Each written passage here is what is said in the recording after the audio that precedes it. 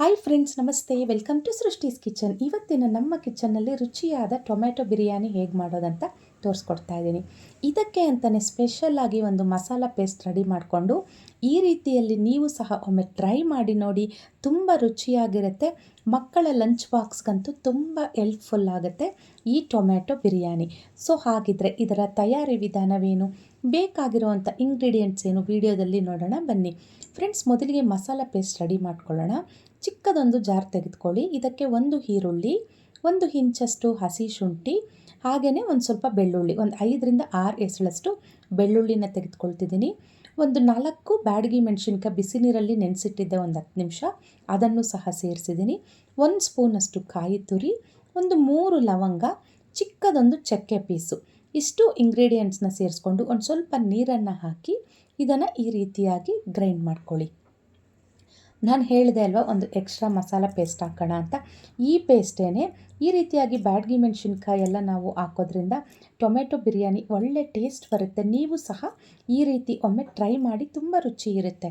ಈಗ ಒಗ್ಗರಣೆಗೆ ಸ್ಟವ್ ಮೇಲೆ ಒಂದು ಬಾಣಲಿ ಇಟ್ಟು 2 ಟೇಬಲ್ ಸ್ಪೂನ್ ಎಣ್ಣೆ ಸೇರಿಸ್ಕೊಂಡು, ಎಣ್ಣೆ ಬಿಸಿ ಆದಮೇಲೆ ಒಂದು ಸ್ವಲ್ಪ ಸೋಂಪು, ಶಾಯಿ ಜೀರಾ, ನಂತರ ಪಲಾವ್ ಎಲೆ, 1 ಏಲಕ್ಕಿ ಎಲ್ಲನೂ ಇದಕ್ಕೆ ಹಾಕ್ಕೊಳ್ತಿದ್ದೀನಿ. ಓಲ್ ಗರಂ ಮಸಾಲ ಐಟಮ್, ನಾವು ಬಿರಿಯಾನಿಗೆ ಏನೇನು ಹಾಕ್ತೀವೋ ಎಲ್ಲನೂ, ಬಿರಿಯಾನಿ ಎಲೆ ಎಲ್ಲ ತೆಗೆದುಕೊಂಡಿದ್ದೀನಿ. ನಂತರ ಇದಕ್ಕೆ ಒಂದು ಕಟ್ ಮಾಡಿ ಇಟ್ಕೊಂಡಿರೋವಂಥ ಒಂದು 2 ಈರುಳ್ಳಿ, ಒಂದು 4 ಹಸಿಮೆಣಸಿನ್ಕಾಯಿ ಉದ್ದ ಸೀಳಿಟ್ಟಿರೋವು. ಈಗ ಈರುಳ್ಳಿ ಕಲರ್ ಚೇಂಜ್ ಆಗೋವರೆಗೂ ಇದನ್ನೆಲ್ಲ ಸ್ವಲ್ಪ ಚೆನ್ನಾಗಿ ಫ್ರೈ ಮಾಡ್ಕೊಳ್ಳಿ. ಈಗ ನಾಟಿ ಟೊಮೆಟೊ ಚೆನ್ನಾಗಿ ಹಣ್ಣಾಗಿರೋವಂಥದ್ದು 4 ಟೊಮೆಟೊನ ಈ ರೆಸಿಪಿಗೆ ನಾನು ಯೂಸ್ ಮಾಡ್ಕೊಳ್ತಿದ್ದೀನಿ. ಚೆನ್ನಾಗಿ ಹಣ್ಣಾಗಿರೋವಂಥ ನಾಟಿ ಟೊಮೆಟೊನ ಕಟ್ ಮಾಡಿಟ್ಟಿದ್ದೀನಿ, ಅದನ್ನು ಸಹ ಇದಕ್ಕೆ ಸೇರಿಸ್ಕೊಳ್ತಾ ಇದ್ದೀನಿ. ಈಗ ಇದನ್ನೆಲ್ಲ ಸ್ವಲ್ಪ ಚೆನ್ನಾಗಿ ಫ್ರೈ ಮಾಡ್ಕೊಳ್ಳೋಣ ಒಗ್ಗರಣೆಯಲ್ಲಿ. ನಂತರ 1 ಕಪ್ಪಷ್ಟು ಹಸಿ ಬಟಾಣಿನ ಸೇರಿಸ್ಕೊಳ್ಳಿ. ಒಂದು ವೇಳೆ ಹಸಿ ಬಟಾಣಿ ಇಲ್ಲಾಂದರೆ ಒಣ ಬಟಾಣಿನ ರಾತ್ರಿ ನೀರಲ್ಲಿ ನೆನೆಸಿಟ್ಕೊಂಡು ಮಾರ್ನಿಂಗ್ ಬ್ರೇಕ್ಫಾಸ್ಟ್ ಮಾಡೋವಾಗ ಯೂಸ್ ಮಾಡ್ಕೋಬೋದು. ಈಗ ಇದನ್ನೆಲ್ಲ ಸ್ವಲ್ಪ ಚೆನ್ನಾಗಿ ಫ್ರೈ ಮಾಡ್ಕೊಳ್ಳೋಣ. ಫ್ರೈ ಮಾಡ್ಕೊಂಡಿದ್ದ ನಂತರ ಈಗ ರುಚಿಗೆ ತಕ್ಕಷ್ಟು ಉಪ್ಪನ್ನು ಸೇರಿಸ್ಕೊಳ್ಳೋಣ. ಉಪ್ಪು ಹಾಕೋದ್ರಿಂದ ಈ ಟೊಮೆಟೊ ಅನ್ನೋದು ಬೇಗ ಸಾಫ್ಟ್ ಆಗುತ್ತೆ. ಹಾಗಾಗಿ ಈ ನಾಟಿ ಟೊಮೆಟೊ ಅನ್ನೋದು ಇದರಲ್ಲಿ ನೀರಿನಂಶ ಹೆಚ್ಚಿರುತ್ತೆ. ಈಗ ಈ ನೀರಿನಂಶ ಎಲ್ಲ ಹೊರಬಿಟ್ಟು ಟೊಮೆಟೊ ಸ್ವಲ್ಪ ಸಾಫ್ಟ್ ಆಗೋವರೆಗೂ ಸ್ಟವ್ ಮಧ್ಯಮ ಉರಿಯಲ್ಲಿಟ್ಕೊಂಡು ಕುಕ್ ಮಾಡ್ಕೊಳ್ಳಿ. ನೋಡಿ, ವಿಡಿಯೋದಲ್ಲಿ ಗಮನಿಸ್ತಾ ಇರ್ಬೋದು, ಈ ರೀತಿ ಆಗಲಿಕ್ಕೆ ಶುರುವಾಗುತ್ತೆ. ಆಗ ಒಮ್ಮೆ ಎಲ್ಲ ಚೆನ್ನಾಗಿ ಈ ರೀತಿ ಬೆರೆಸ್ಕೊಂಡು, ಈಗ ನಾವು ರೆಡಿ ಮಾಡಿಟ್ಕೊಂಡಿರೋವಂಥ ಮಸಾಲ ಪೇಸ್ಟ್ ಇದೆ ಅಲ್ವಾ, ಆ ಪೇಸ್ಟನ್ನು ಈಗ ಇದಕ್ಕೆ ನಾವು ಸೇರಿಸ್ಕೊಳ್ಳೋಣ. ಸೇರಿಸ್ಕೊಂಡಿದ ನಂತರ ಇದರ ಹಸಿ ವಾಸನೆ ಹೋಗೋವರೆಗೂ ಇದನ್ನೆಲ್ಲ ಸ್ವಲ್ಪ ಚೆನ್ನಾಗಿ ಫ್ರೈ ಮಾಡ್ಕೊಳ್ಳೋಣ. ಈ ರೀತಿ ಎಲ್ಲ ಚೆನ್ನಾಗಿ ಫ್ರೈ ಮಾಡ್ಕೊಂಡ್ಮೇಲೆ ಈಗ ಇದಕ್ಕೆ 1 ಟೀ ಸ್ಪೂನಷ್ಟು ಧನಿಯಾ ಪುಡಿನ ಹಾಕ್ಕೊಳ್ಳೋಣ. 1 ಟೀ ಸ್ಪೂನಷ್ಟು ಅಚ್ಚ ಖಾರದ ಪುಡಿ, ಹಾಗೆಯೇ ಒಂದು 1/4 ಟೀ ಸ್ಪೂನಷ್ಟು ಗರಂ ಮಸಾಲ. ಈಗ ಸಣ್ಣದಾಗಿ ಹಚ್ಚಿಟ್ಕೊಂಡಿರೋವಂಥ ಒಂದು ಸ್ವಲ್ಪ ಕೊತ್ತಂಬರಿ ಸೊಪ್ಪು, ಹಾಗೆಯೇ ಒಂದು ಸ್ವಲ್ಪ ಪುದೀನ ಸೊಪ್ಪುಗಳನ್ನು ಇದಕ್ಕೆ ಹಾಕ್ಕೊಳ್ಳೋಣ. ಈಗ ಎಲ್ಲ ಚೆನ್ನಾಗಿ ಮಿಕ್ಸ್ ಮಾಡ್ಕೊಳ್ಳಿ. ಈಗ ನಾನಿಲ್ಲಿ 1 ಲೋಟದಷ್ಟು ಅಕ್ಕಿಯನ್ನು ಮೊದಲೇ ನೆನೆಸಿಟ್ಟಿದ್ದೆ. ಒಂದು 15 ನಿಮಿಷ 10 ನಿಮಿಷ ಅಕ್ಕಿ ನೆನೆಸಿಟ್ಟು ಹಾಕೋದ್ರಿಂದ ತುಂಬ ಚೆನ್ನಾಗಿ ಬರುತ್ತೆ. ಈಗ ಎಲ್ಲ ಚೆನ್ನಾಗಿ ಬೆರೆಸ್ಕೊಳ್ಳಿ.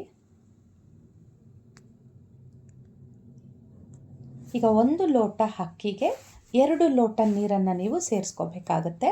ಒಂದು ವೇಳೆ 2 ಲೋಟ ಅಕ್ಕಿ ಹಾಕೋಂಗಿದ್ರೆ 4 ಲೋಟ ನೀರು. ನೋಡಿ, ಈ ಲೋಟದಲ್ಲಿ 1 ಲೋಟ ನಾನು ಅಕ್ಕಿನ ತೆಗೆದುಕೊಂಡಿದ್ದೀನಿ. ಈಗ ಇದರಲ್ಲೇ ಒಂದು 2 ಲೋಟದಷ್ಟು ನೀರನ್ನು ನಾನು ಇದಕ್ಕೆ ಸೇರಿಸ್ಕೊಳ್ತಾ ಇದ್ದೀನಿ. ಈಗ ನೀರನ್ನು ಹಾಕಿದ್ಮೇಲೆ ನೀರು ಚೆನ್ನಾಗಿ ಸ್ವಲ್ಪ ಕುದಿ ಬರಲಿ. ಈ ರೀತಿ ಕುದಿ ಬಂದಮೇಲೆ ಈಗ ನೆನೆಸಿಟ್ಕೊಂಡಿರೋವಂಥ ಅಕ್ಕಿನ ನಾವು ಇದಕ್ಕೆ ಸೇರಿಸ್ಕೊಳ್ಳೋಣ. ಬಾಸುಮತಿಯಿಂದಾದರೂ ಮಾಡ್ಕೋಬೋದು, ಅಥವಾ ನಾವು ಊಟಕ್ಕೆ ಯೂಸ್ ಮಾಡ್ತೀವಲ್ಲ ವೈಟ್ ರೈಸ್ಗೆ, ಆ ಅಕ್ಕಿಯಿಂದಾದ್ರೂ ಮಾಡ್ಕೋಬೋದು. ಈಗ ಒಮ್ಮೆ ಎಲ್ಲ ಬೆರೆಸ್ಕೊಂಡಿದ ನಂತರ ಉಪ್ಪು ಖಾರ ಎಲ್ಲ ಒಮ್ಮೆ ಚೆಕ್ ಮಾಡಿಕೊಂಡು ಎಲ್ಲ ಸರಿ ಇದೆ ಅಂತ ಅನಿಸಿದ್ಮೇಲೆ ನಿಮಗೆ ಈಗ ಕುಕ್ಕರ್ ಮುಚ್ಚಳವನ್ನು ಮುಚ್ಚಿ ಒಂದು 2 ವಿಷಿಲ್ ಕೂಗಿಸ್ಕೊಂಡ್ರೆ ಸಾಕಾಗುತ್ತೆ, ಹೆಚ್ಚಿಗೆ ಬೇಡ. ಕರೆಕ್ಟಾಗಿ ಒಂದು 2 ವಿಷಿಲ್ ಸಾಕಾಗುತ್ತೆ. ಈಗ ಕುಕ್ಕರೆಲ್ಲ ಪೂರ್ತಿ ತಣ್ಣಗಾದಮೇಲೆ ನಾನು ನಿಮಗೆ ಕುಕ್ಕರ್ ಮುಚ್ಚಳನ ತೆಗೆದು ತೋರಿಸ್ತೀನಿ. ತುಂಬ ಒಳ್ಳೆ ಘಮ ಘಮ ಅಂತ ಇದೆ, ಒಳ್ಳೆ ಕಲರ್ಫುಲ್ ಆಗಿದೆ ಈ ಟೊಮೆಟೊ ಬಿರಿಯಾನಿ. ಬಿಸಿ ಬಿಸಿ ಇದ್ದಾಗಲೂ ತಿನ್ಬೋದು, ಅಥವಾ ನೀವು ಇನ್ನು ಸ್ವಲ್ಪ ಆರಿದ ಮೇಲೆ ತಿಂತೀವಿ ಅಂದ್ರೂ ಅದು ನಿಮ್ಮ ಇಷ್ಟ. ರಾಯ್ತ ಹೊಟ್ಟಿಗೆ, ಚಟ್ನಿ ಹೊಟ್ಟಿಗೆ, ಅಥವಾ ಹಾಗೆ ತಿನ್ನಲಿಕ್ಕೆ ತುಂಬ ಟೇಸ್ಟಿಯಾಗಿರುತ್ತೆ. ಲಂಚ್ ಬಾಕ್ಸ್ಗಂತೂ ಸೂಪರಾಗಿರುತ್ತೆ ಮಕ್ಕಳಿಗೆ ಮಧ್ಯಾಹ್ನ ತಿನ್ನಲಿಕ್ಕೆ. ಫ್ರೆಂಡ್ಸ್, ಈ ಟೊಮೆಟೊ ಬಿರಿಯಾನಿ ರೆಸಿಪಿ ನಿಮಗಿಷ್ಟ ಆಗಿದೆ ಅಂತ ನಾನು ಭಾವಿಸ್ತಿದ್ದೀನಿ.